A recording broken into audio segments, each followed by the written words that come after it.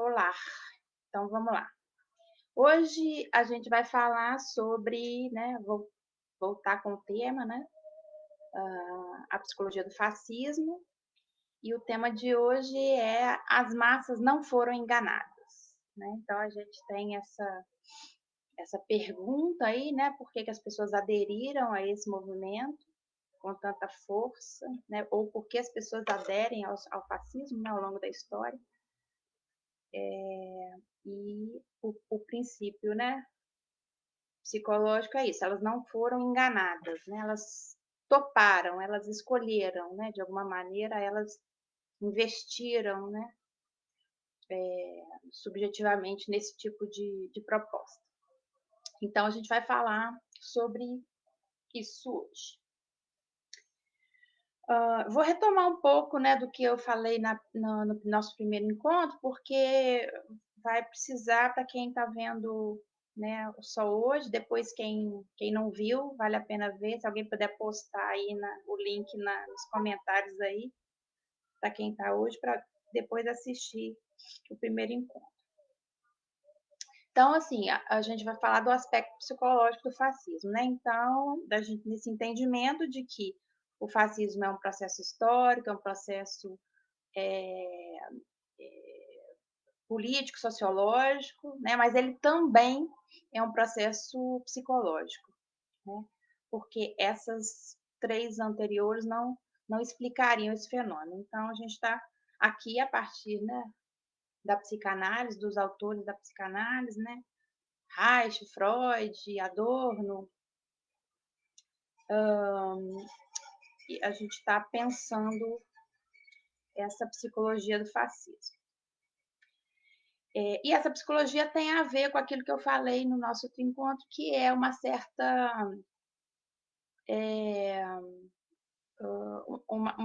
certo movimento libidinal, né? Uma certa economia dos nossos afetos que o fascismo regula, né? E aí a gente conversou um pouco sobre como que seria essa economia. Então a gente conversou, né, que o fascismo não é um autoritarismo puro e simples, né? Porque o autoritarismo exigiria uma certa racionalidade, né? Há uma preocupação com as leis, com as instituições, né? Com as burocracias, né? Com um certo rigor, com uma certa manutenção das autoridades, né? E das instituições, e o fascismo não. Né? Ele tem não se sustenta por essa organização, não há uma necessidade, né? De procurar por essa organização, porque não é por essa via que o fascismo governa. Né? Ele governa a partir do governo dos nossos afetos. Né? E os dois afetos mais primitivos, né, que eu disse, que é o medo e o ódio. Né? Então, o medo, porque é o nosso primeiro afeto, né, vindo ao mundo, é o nosso primeiro afeto. Sentindo medo, a gente sente ódio do outro, né? No sentido de nos proteger do outro. Então, são os dois afetos mais primitivos. E como a gente conversou, o amor seria uma espécie de tratamento do ódio, né? Ou seja, nós não nos curamos do ódio, a gente trata esse ódio exatamente com as questões da cultura, né? Dos nossos laços sociais, da capacidade que a gente tem de viver em comunidade. Mas esse ódio está aí e o fascismo está disposto a despertar esse ódio exatamente para nos governar a partir dele, né, do medo e do ódio. Por isso, essa necessidade de caos e guerra constante. Né? Não há uma intenção nenhuma de um governo fascista de fato governar, comandar, ordenar, né, organizar. Né? A gente está vendo aí na situação da pandemia, né? Esse governo teria todos os motivos, né, para aproveitar esse momento e de fato organizar, né, um governo, né, até de coalizão, né, em nome, né, do bem comum e exatamente para combater. Era o melhor inimigo, né, que esse governo teria para poder se unir em torno dele e de fato organizar um governo em torno disso, mas não é essa a intenção, né? Porque é um tipo de governo que não sabe governar assim, não tem esse tipo de proposta. Sua intenção, de fato, é produzir o caos e governar os nossos afetos produzidos a partir desse caos, que é o medo e ódio, né? Então, aquilo que eu falei, de alguma forma, nós também que não fazemos parte dessa onda no sentido de ter votado, né, ou ter apoiado esse governo, na medida que a gente entra nessa onda de ódio, a gente também faz parte dessa onda fascista, né? Ainda que não querendo estar nela, né? Bom, e aí é importante, uma coisa que eu não falei, que é importante falar, por isso, né, é que os bolsonaristas, né, eles se arvoram, né, o lugar dos revolucionários do momento. De alguma maneira, esse movimento é um movimento revolucionário, porque ele exatamente provoca a quebra das instituições, né, a quebra das leis, a quebra de qualquer tipo de pacto social que a gente tenha sido feito. Só que ele faz uma espécie de contra-revolução, né? É uma revolução, mas uma revolução conservadora, né? Então, todos os estados, as situações pré-fascistas, né, elas apontavam em direção ao movimento revolucionário, né, ou seja, a uma necessidade de mudança, né, a um apelo de mudança social, e ao invés disso ir para uma verdadeira revolução, né, que seria um passo adiante, né, a partir do pacto coletivo, ele faz um retrocesso, um retorno conservador, e a gente vai entender por que isso, né? E que é isso que eu falei, que não é um engano, né? É uma escolha de fato. E aí essa promessa, né, de solução revolucionária, né, supostamente revolucionária ou contra-revolucionária, é aposta na volta daquele líder unitário, né? Não só a liderança unitária, mas um discurso unitário, uma moral única, uma religião única, né? Uma pátria unida, né? Essa ideia de união que estão muito presentes, né? Na propaganda fascista italiana, alemã e também aqui no Brasil, né? Essa promessa, né, de uma unidade que vai acabar com as diversidades e supostamente são essas diversidades que nos causam problema. Então, se todos nós pensarmos a mesma coisa, né, frequentarmos a mesma religião, tivermos o mesmo pensamento e submetidos ao mesmo líder, supostamente estaríamos, né, numa situação de paz e tranquilidade, né, sem nenhum problema. Então, essa que é a oferta, né, do governo fascista, mas na prática não é isso que ele propõe, porque ele sabe que de alguma maneira isso é impossível, né? Que nós somos diversos, nós temos posições e modos diversos de lidar com as nossas questões sexuais, com a libido, né? Com os nossos afetos, nós somos diferentes. Então, é uma aposta não vai se sustentar, né? Mas ainda assim essa é uma promessa do governo fascista e ele aposta que vai conseguir esse governo, né, a partir da unificação, né, da unidade, pensamento único, né, do governo a partir de um líder forte, né, único. Por exemplo, a fala do Weintraub, né, naquela fatídica reunião ministerial, ele diz assim: não tem esse negócio de cigano, de povos nativos, odeio esses termos, né? Nós somos brasileiros, né? O que ele quis dizer com isso? Exatamente negar essa questão da diferença, né?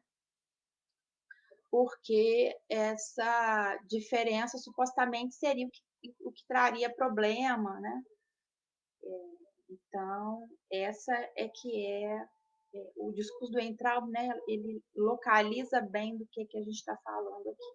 Então, todo tipo de diversidade precisa ser perseguida, né, precisa ser ameaçada. Né?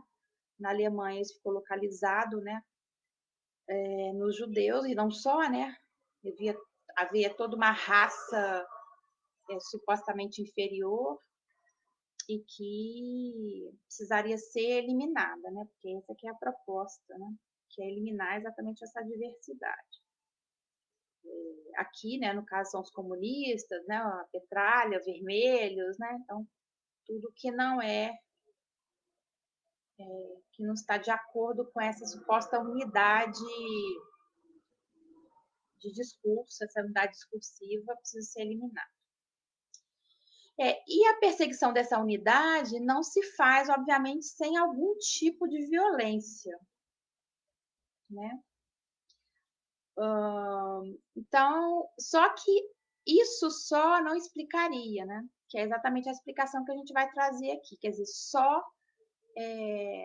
dizer que nós estamos, né, submetidos a esse governo por conta de uma suposta violência, né, do próprio Estado, não é suficiente para explicar, né? Então, a explicação que a gente vai trazer aqui é isso, né, que as massas elas não foram enganadas, de alguma forma elas fizeram um pacto, né? Elas toparam, elas apostaram, muito mais do que votaram. E agora a gente está vendo isso claramente, né? Porque, de alguma maneira, caiu, né? Algumas pessoas que votaram, né? De alguma forma recuaram, mas existe ainda uma massa, né? Aí que oscila entre 20% e 30%, né? Supostamente, e que continua, né? Alimentando esse modo discursivo e a gente, né, também já entendeu que, ao que nos parece, esses supostos 30% são suficientes ainda para sustentar esse governo no poder, né? Apesar da maioria, né, não ser, não, não estar fervorosamente aderida, né, essa porcentagem de adesão nos parece, né, pelo menos até o momento, suficiente para sustentar essa. E, né, esses mesmos 30%, supostos 30%, já tiveram todas os motivos racionais, né, para entender a que esse governo veio. Se é que em algum momento ele não disse a que veio, né? Nós todos sabemos que o Bolsonaro nunca enganou o que ele faria, né? Ou o que ele não faria, o que ele estava disposto a fazer, né? Ele disse claramente: nós precisamos destruir muita coisa antes de fazer qualquer coisa. Ele falou isso textualmente, né? Naquela reunião que ele foi nos Estados Unidos, né? E várias outras. Quer dizer, ele nunca disse nada diferente do que ele está fazendo, né? Mas ainda assim, se havia alguém que estava enganado, né? Vamos supor que alguém votou enganado, e parece que sim, né? Algumas pessoas recuaram. Essas pessoas que poderiam estar enganadas, nesse momento não tem motivo nenhum. Então, assim, não há explicação mais racional que possa, nesse momento, desmontar, né, a adesão dessas pessoas. As pessoas que ainda estão aderidas a esse governo, né, o fazem conscientemente e por uma opção ética clara, né? Essas pessoas não estão funcionando do mesmo modo como nós estamos funcionando. E é num sentido ético, né? Psicológico, né? De estrutura mesmo, né? De personalidade, né? Para usar o termo do Adorno, eu vou falar sobre isso daqui a pouco. Não é por uma suposta um suposto equívoco, né? Então essas pessoas de fato elas compraram essa ideia, né? Elas pactuam com essa ideia. Bom, então é isso, né? As massas não foram enganadas e aí a gente vai entender aqui por quê. Então, como eu disse, o fascismo não se instaura sem algum tipo de violência e sem essa adesão popular, né? Então, em todos os lugares também onde o fascismo teve lugar, né? Ele é um movimento popular, né? Reich fala que quem sustentou o fascismo, o nazismo alemão, foi a classe média baixa, né? Então, é um movimento de massa popular, que, né, pessoas que desejavam mudanças, como eu disse, fizeram uma contra-revolução, né? Uma revolução, mas uma revolução para a direita, né? Ou para o sentido da conservadorismo. Freud, ele dizia uma coisa que é importante para a gente aqui, que é a partir daqui que eu quero tocar nessa questão do porquê as massas não foram enganadas. Ele dizia assim: o neurótico, que é o sujeito moderno, né? O sujeito, o nome que Freud dava para o tipo de sujeito que a modernidade inventou, né? Entre aspas, né? Porque a cada tempo, né? A cada época, né? Da história temos novos tipos de subjetividades, né? Então Freud dizia que o sujeito nomeava, né? Que o sujeito moderno é o sujeito neurótico, né? E ele falava o seguinte, que o neurótico ele sofre de nostalgia do pai, né? Então, assim, a gente sabe, né, que a modernidade ela se assentou exatamente na queda das duas figuras, né, paternas da Idade Média, né, que são o Deus, né, e os reis, né? Então, a modernidade ela aposta na ciência, né? Aposta em outras formas de governo, vamos dizer assim, para exatamente depor, né, os reis e, inclusive, a questão de Deus, né? Freud, né, Nietzsche, né, e outros autores, né, da filosofia, outros pensadores, né, disseram sobre isso, né, sobre a morte de Deus, né, morte nesse sentido, né, de uma desconstrução de um modelo ideal de pai simbólico, um grande pai, né, um pai poderoso, salvador, aonde a gente depositaria todas as nossas questões, né? E era isso, né? O rei era esse que resolvia todas as coisas do seu dos seus súditos, do seu reinado ao seu bel prazer, né? Ele mandava e desmandava, ele resolvia, né? Não havia nenhuma participação, né? Do povo na nessa nessa pactuação de governo, né? Então, o movimento republicano, né, as democracias, elas vêm exatamente para desconstruir esse tipo de poder, né? E a figura de Deus, né, que é, vamos dizer, abalada, né, ou desconstruída de alguma maneira pela ciência, né? Então, em algum momento, Deus responderia todas as questões das nossas mazelas, das nossas dificuldades, né? E agora, né, a modernidade inaugura aí a ciência como uma perspectiva de resposta. Então, com essa queda desse pai, né, supostamente todo-poderoso, o neurótico é aquele que constantemente sofre de uma nostalgia disso, né? Ou seja, em alguma medida a nossa subjetividade é fundada nessa perda desse pai, né? Ou seja, por mais que a gente saiba, né, que não era bom esse pai todo-poderoso que delegava, né, sobre a minha vida e a morte, sobre o meu desejo, né, que determinava tudo sobre mim, né? Por mais que a gente saiba que isso não é bom, né? A gente, de alguma forma, a gente sofre uma nostalgia desse pai, né? Por quê?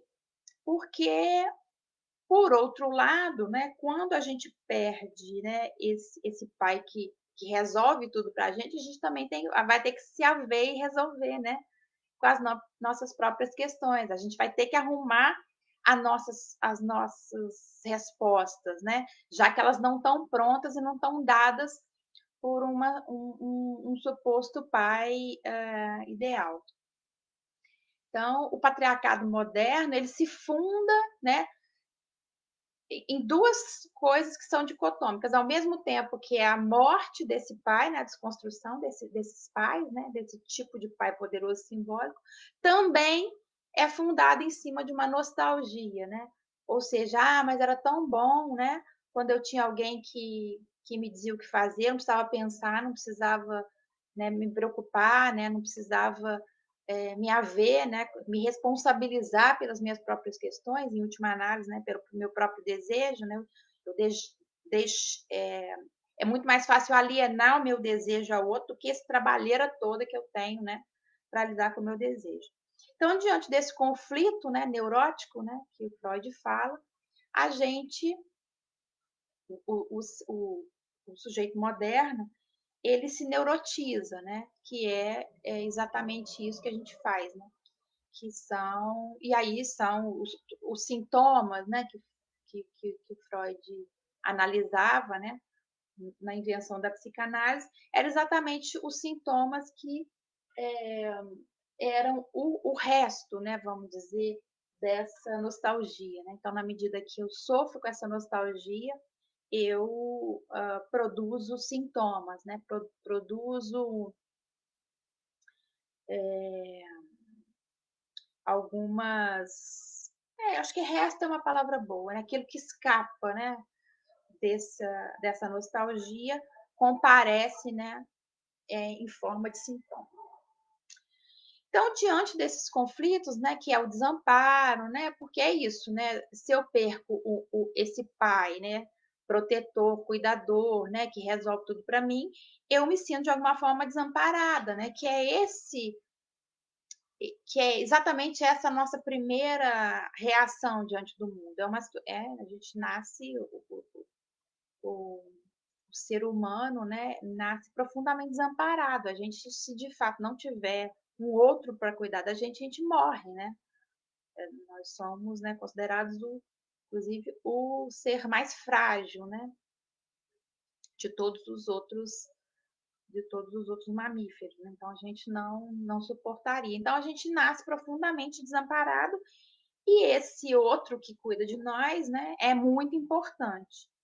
O que acontece é que, em alguma medida, né, a gente vai aprendendo a prescindir desse outro e vai crescendo, né, e cuidando de nós próprios, né?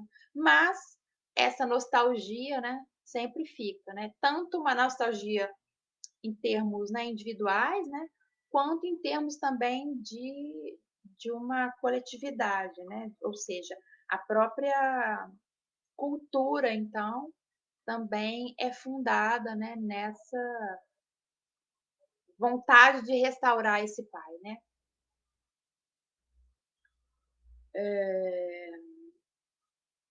Então, diante do desamparo, do medo, dos conflitos, né, das mal-estares, né, de alguma ameaça, né, a primeira coisa que a gente pensa é nesse pai restaurador, né?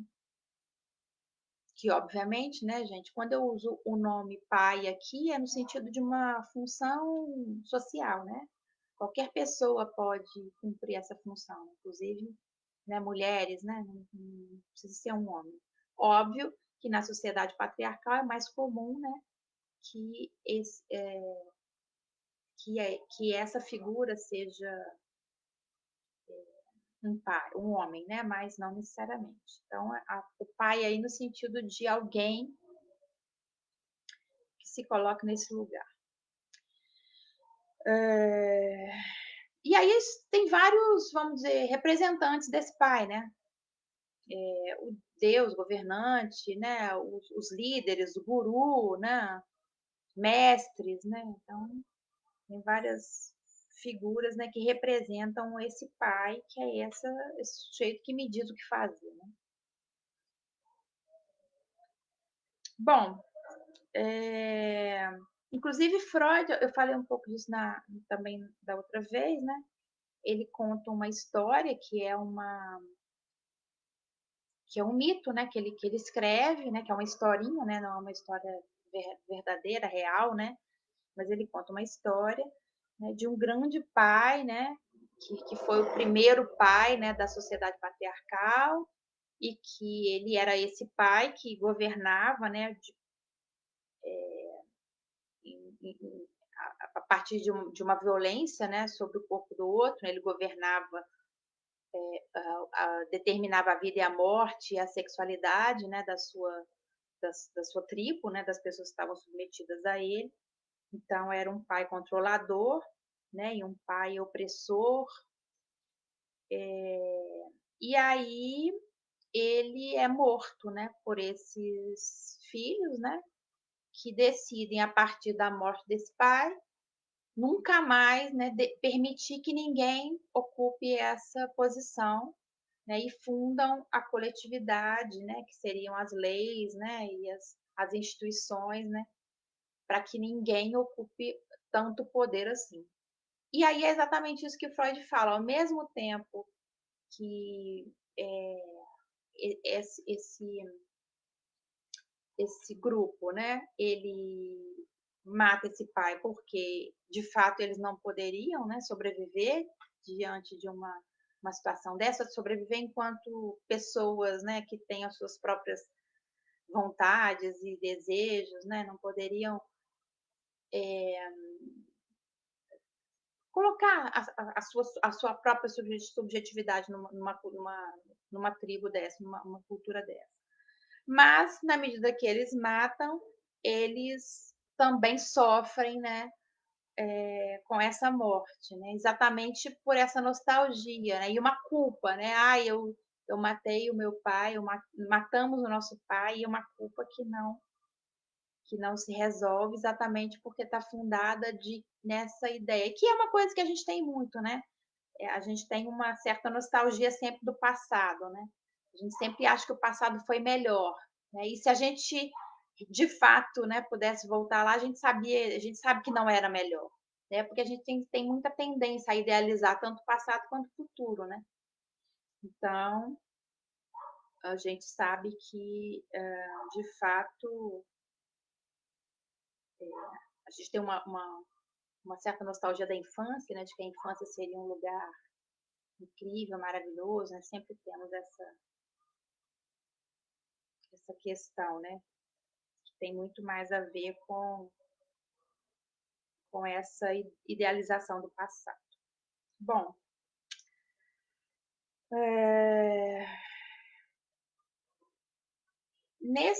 submetidos a esse pai, né? A gente viveria como seres completamente subservientes, né? Com perda de liberdade, de capacidade de colocar como sujeito desejante. Mas, por outro lado, né, a gente abre mão, a gente fica liberto da preocupação de ter que fazer as nossas próprias escolhas, que também não é fácil, né? Então, ao invés de eu ter esse trabalho, né, de me constituir, de me construir, de construir meu caminho, de descobrir o que eu quero, né, eu simplesmente submeto, né, isso ao desejo do outro. Então, de alguma forma, né, essa submissão ao desejo do outro é confortável. E isso, em maior ou menor medida, acho que todo mundo já experimentou, né? E nós mulheres, especialmente, né, por conta mesmo de estarmos, né, numa sociedade patriarcal e machista, onde nós somos convocadas a alienar nosso desejo ao outro, geralmente homem, né, com muito mais facilidade. Então, isso, em alguma medida, a gente já experimentou também. E aí, em situações, né, como eu disse, de desamparo, de caos, de crise, é como se essa nostalgia do pai se acentuasse e a gente entrasse num processo de adoecimento social, né?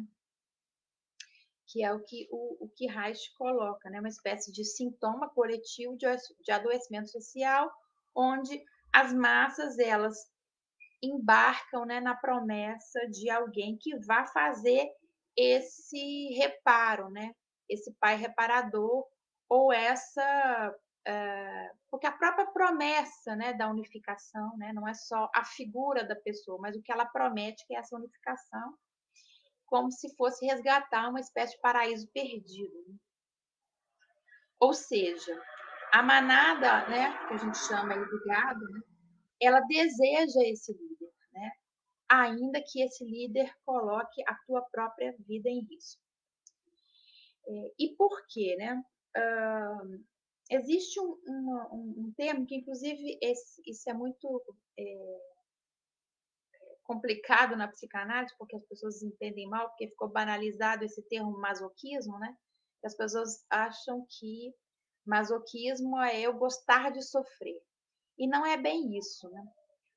O pacto masoquista é o seguinte: eu topo qualquer coisa que você faça comigo, desde que você não me abandone. Então, esse é o pacto masoquista. Então, isso a gente vê, né? Inclusive, há uma questão especialmente para nós mulheres, né? Que a gente vê mulheres submetidas, né, a relacionamentos, né? E pessoas que abusam, né? Que machucam, né? E a gente não entende, né? Por que essa pessoa, né, não sai disso, né? E às vezes as explicações são muito rasteiras para os dois lados, né?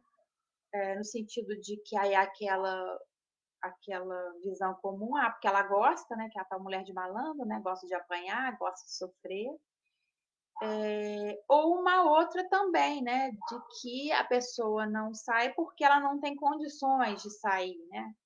Então, assim, não é nem uma coisa nem outra, né? Tem a ver com esse tipo de pacto que eu falei, que é o pacto masoquista, né? Que é em nome de eu estar protegida, né, com essa proteção de alguém, ainda que esse alguém não me ofereça proteção nenhuma, porque a gente está vendo isso agora claramente. Bolsonaro, se é uma coisa que ele não oferece, é um tipo de proteção nenhuma. Aliás, tudo que ele puder para não proteger, né, ele faz. Ele não, a aposta dele de governo não é uma aposta protetora, mas ainda assim, né, em nome, né, dessa relação que é muito mais fantasmática e imaginária, né?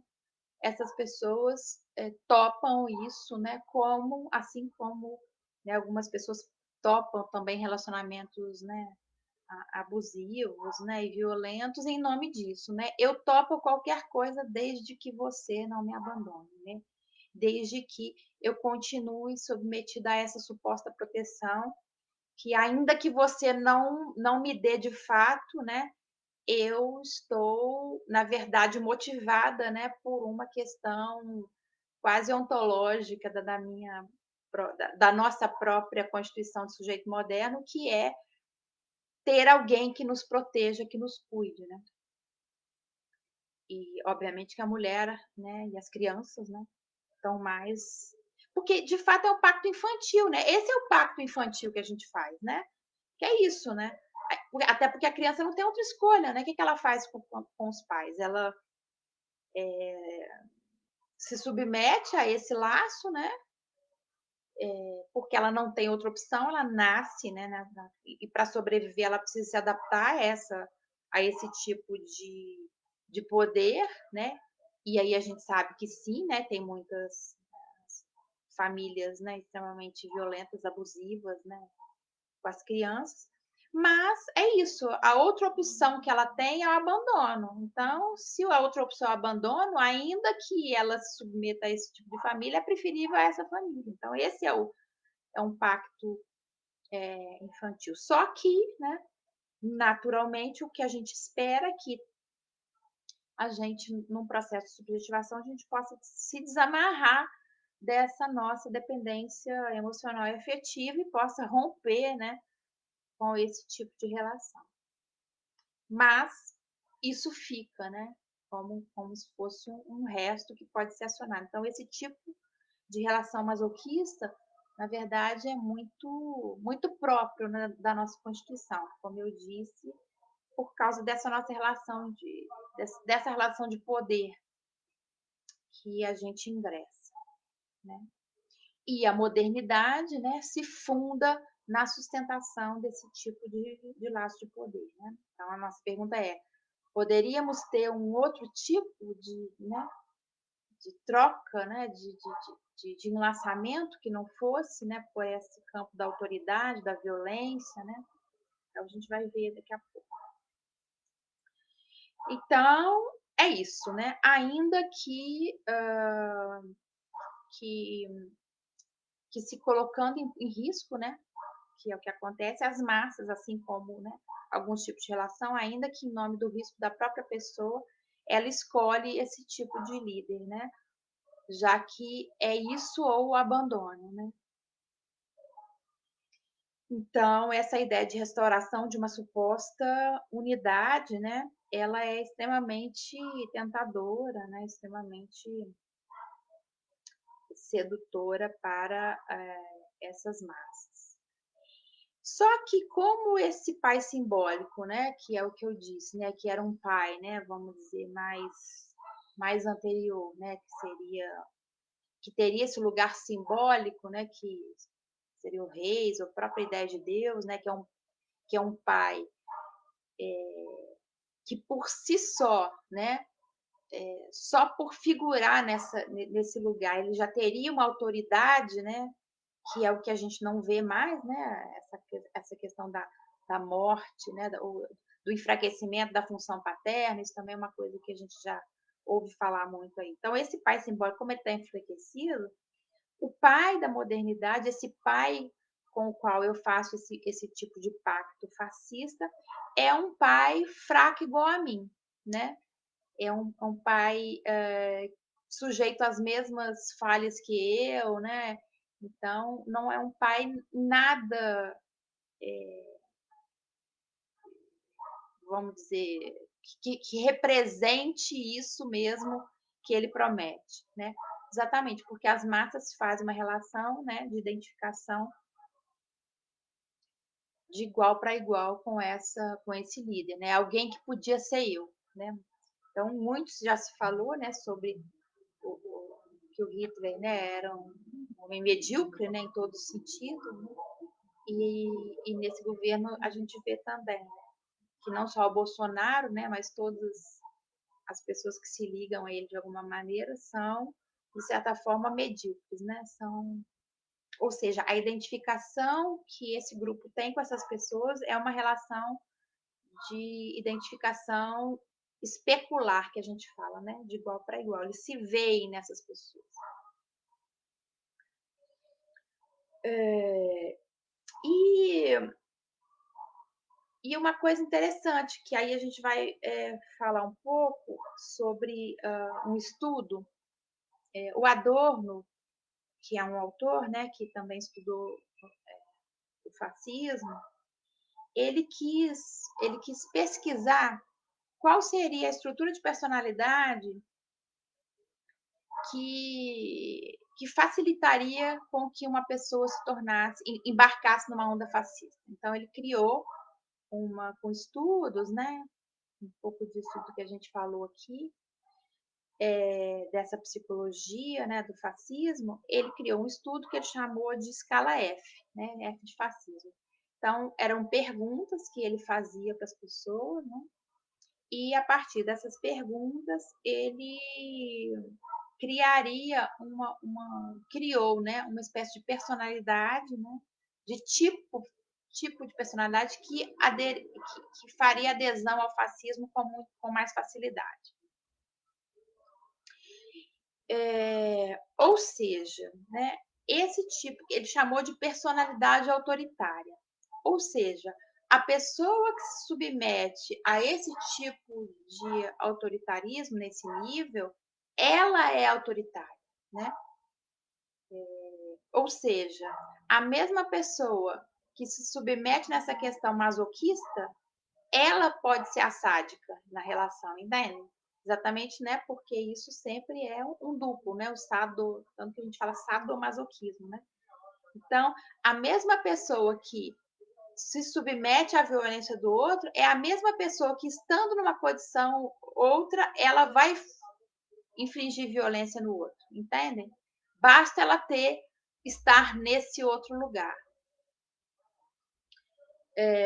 Então, essa é exatamente né, o que ele diz que é o fundamento da questão da modernidade. É esse impasse nosso para a relação de poder.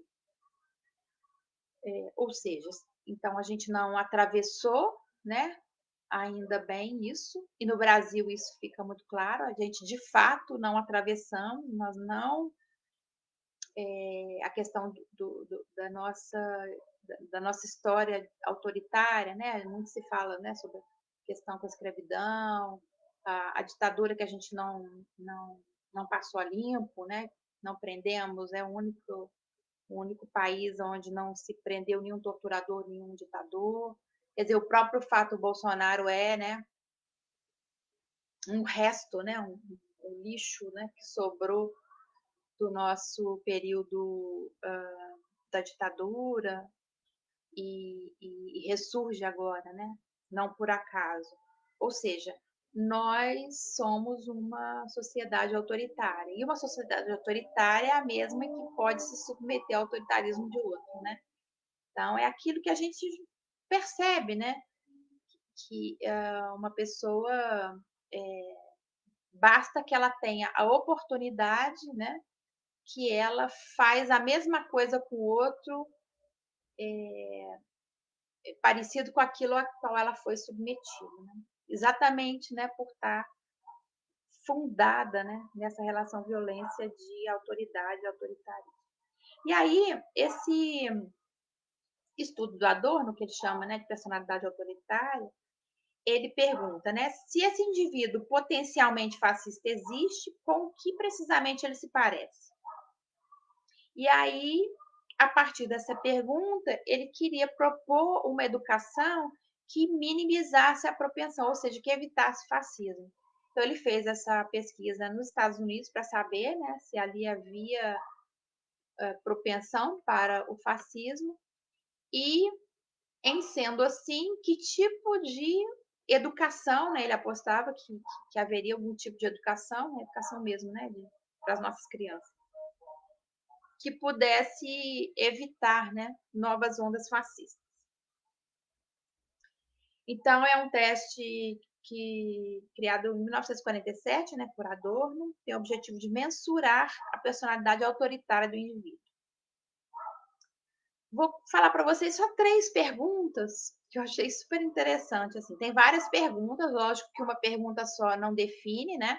Então, são várias perguntas, e aí, a partir de uma de um compilado, né, ou de uma pontuação, né, positiva para essas perguntas, a pessoa é considerada uma pessoa de personalidade autoritária e supostamente ela seria propensa ao fascismo. Eu vou falar 3 questões e que é muito interessante. Uma é: as pessoas só aprendem algo realmente importante por meio do sofrimento. 2, ou seja, isso diz, né, de uma personalidade autoritária, pessoas que acham que só se aprende pela dor. 2, as pessoas podem ser divididas em 2 classes, os fracos e os fortes. Isso a gente vê muito no discurso do Bolsonaro, né? Que é isso, né? Quem vai sobreviver ao coronavírus é quem é forte. Quem é fraco vai morrer. E ele está na lista dos fortes, né? Dizer que é? Ele é um atleta. 3, olha essa. Hoje em dia, quando tantos tipos diferentes de pessoas circulam e entram em contato umas com as outras, cada um tem que se proteger cuidadosamente para não pegar uma doença. Achei isso assim assustador, porque a gente está óbvio que esse contágio aqui, né, que ele está falando é um contágio subjetivo, que é isso que a gente vê, né? Por exemplo, se eu estudar na mesma sala de meninos que são gays, né? Então eu vou virar gay também, né?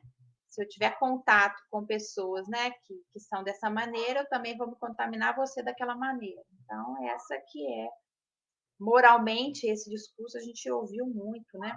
Especialmente durante as eleições. Mas agora a gente está com o coronavírus, né, que é exatamente isso.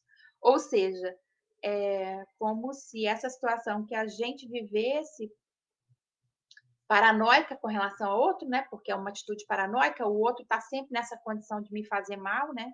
O outro é o que me provoca mal.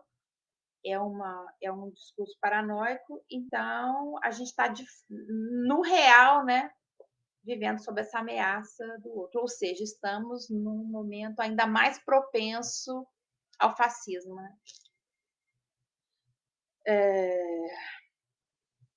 Ou pelo menos, né, se a gente resolver as questões, né, do coronavírus apenas com esse medo do outro, né? Bom, e aí é, vou citar algumas características assim também que ele coloca nesse estudo, né? Que seriam as pessoas com capacidade forte para aderir ao fascismo seriam desse tipo: forte adesão a convenções, né? Ou seja, convenção social, né? Submissão ao autoritarismo, né? Então, as próprias pessoas que são submissas a um tipo autoritário, elas, né, são mais propensas. E autoritarismo, agressão autoritária, quer dizer, a pessoa que ela mesma, tanto quando ela é submissa, quando ela é autoritária. Traços sadomasoquistas, né? Obviamente, pelo que eu já disse. Estereotipação, né? Que é a característica da pessoa preconceituosa. Afirmação exagerada de força, né? A pessoa que se gaba o tempo todo de forte, que faz e acontece, né? E isso a gente vê muito, especialmente, né? Entre os homens, né? O homem tem muito essa propensão. Destrutividade, cinismo, narcisismo, fanatismo, hostilidade, projeção imaginária, que é isso também que a gente vê muito, quer dizer, tudo que eu sou, eu digo que o outro é, né? Isso também a gente vê demais no bolsonarismo, né? Enquanto governo, né? Tudo que ele faz, ele joga para o outro. Paranoia, né? Que eu acabei de falar, quer dizer, o outro é sempre aquele que me ameaça. E preocupação exagerada com o sexo, né? Porque o sexo é exatamente isso que denuncia a nossa posição desejante, né? Que é a posição mais libertária, né? Ou mais revolucionária que a gente que a gente possa, que a gente possa, que a gente tem, né? Não à toa Freud chama, né? O princípio da vida, né? Como Eros, né? Que é esse princípio da pulsão sexual, né? Então, o sexo, nesse sentido, é tudo aquilo que nos joga para fora de nós, em direção ao outro, né? Não é só transar, essa pulsão sexual não é só fazer sexo, né? Mas tudo que a gente endereça para fora de si, para fora do nosso narcisismo, é considerado pulsão sexual, né? Então, essa preocupação exagerada com o sexo, né? É uma constante não por acaso, né? Porque é o sexo que joga a gente para a diferença, para o outro, em direção ao outro, né? E se eu quero me preservar, né? Se eu quero manter uma unidade, quanto menos relações eu tiver, muito melhor, né? Muito mais fácil de controlar, né? Então, essa pessoa que pensa nesse recurso autoritário, né? Que tem a ver com essas características que eu disse, ela também é uma pessoa autoritária e essa mesma pessoa facilmente se submete a uma figura autoritária. E aí o Adorno coloca algumas coisas, né, que seriam importantes, né, exatamente para combater. Eu já estou finalizando, se alguém quiser ir colocando alguma questão aí, pode colocar, que eu já estou encaminhando para o final. Ele diz, ele usa um termo que ele chama de educação para a emancipação, né? E que e aí a gente entende, né, por que Paulo Freire precisa ser tão execrado, né, nesse governo. E é muito legal se a gente quiser saber o que a gente faz para combater esse governo, é só perceber tudo que ele combate, né? Arte, né? Universidade, Paulo Freire, movimento social e político, solidariedade, né? Então, assim, tudo que esse governo combate é exatamente isso que ele sabe, né, que é o que pode fazer alguma coisa contra ele mesmo. Então, o Adorno propõe isso que ele chama de educação para a emancipação, que é isso, né? Que é uma educação não submetida a essa lógica de violência e de poder, né? Ou seja, né, apostando, né, que nós poderíamos fundar um novo tipo de relação, né? E a educação no sentido amplo do termo, né? Não só na escola, né? Mas um tipo de relação com os nossos filhos, né? Que seria uma educação para emancipar e não uma educação para oprimir, né? A questão, sustentar a diferença, né? Então essa é um grande antídoto também, ou seja, entender que somos diferentes, né?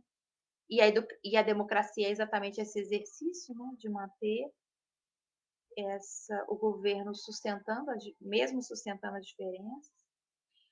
Em oposição a essa posição paranoica, né, é a solidariedade, né, porque o movimento solidário é entender que o outro não é uma ameaça a mim, né, porque esse processo paranoico, né, de competição, que muito, inclusive, atende ao projeto capitalista, né, a ideologia capitalista, né, onde o outro está competindo comigo, então a minha intenção é sempre ser melhor que o outro, então o outro é sempre uma ameaça à minha vaga, não é assim? Então, esse modo solidário é um modo onde o outro não se configura como uma ameaça, né?